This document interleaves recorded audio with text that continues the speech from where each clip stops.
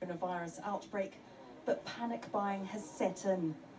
Ma perché ci sono gli scaffali della pasta vuoti? Ma che cosa sta succedendo? Manco quando è scoppiata la seconda guerra mondiale c'era stato un panico così. Perhaps this is human nature. When fear sets in, reach for comfort food.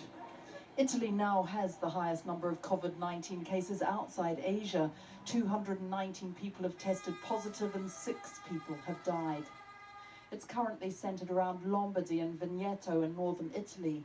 Several towns have been placed in lockdown. Here they're stockpiling, unsure when they'll be allowed to leave.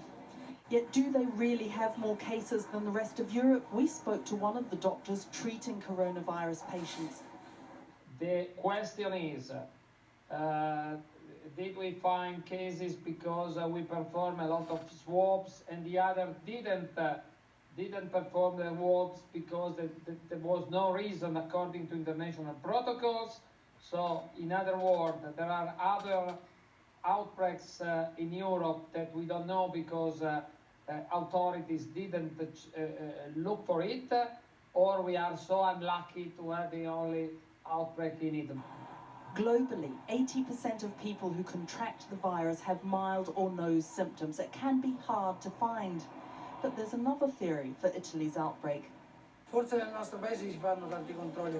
Maybe in our country we have a collective social life that is very florid, very expressive. We have lots of contacts, we shake hands, we kiss each other, we hug each other. The virus has now officially been detected in 28 countries and more than 2,000 deaths have been confirmed. But despite this spread, the World Health Organization has today said that this is not yet a pandemic. For the moment, we are not witnessing the uncontained global spread of this virus, and we are not witnessing large-scale severe disease or deaths. Does this virus have pandemic potential? Absolutely, it has. Are we there yet? From our assessment, not yet. The message, though, is be prepared. In South Korea's fourth largest city, Daegu, they've sent police officers out to track down members of a church identified as the source of hundreds of infections. While in Iran, officials said the number of deaths from COVID-19 were now 12, rejecting claims of a much higher death toll. Wuhan and Hubei province remains the worst affected region, and the WHO said today that it has the highest death rate in China for COVID-19, between 2 to 4% of cases. The number of new infections, though, is continuing to decline. We cured 65 patients with 0 death rates, and none of our team was infected. Across the rest of China, the death rate is now thought to be 0.7%, lower than first thought, though still 7 times higher than seasonal flu. Whether that's similar in other countries, they still don't yet know. Well, fears over the coronavirus have sent financial markets tumbling around the world. Investors have become increasingly nervous that the virus could have a big impact not just on the Chinese economy, but the worldwide one too. Our business and global trade correspondent Paul McNamara joins us now from the City of London. Paul, how bad have things been on the markets today? Yeah, pretty bad. I mean, pick pretty much any stock market around the world, Kathy, and tonight I can show you a red line tumbling downwards. Let's start with Italy. Tonight their stock exchange down 5.4%.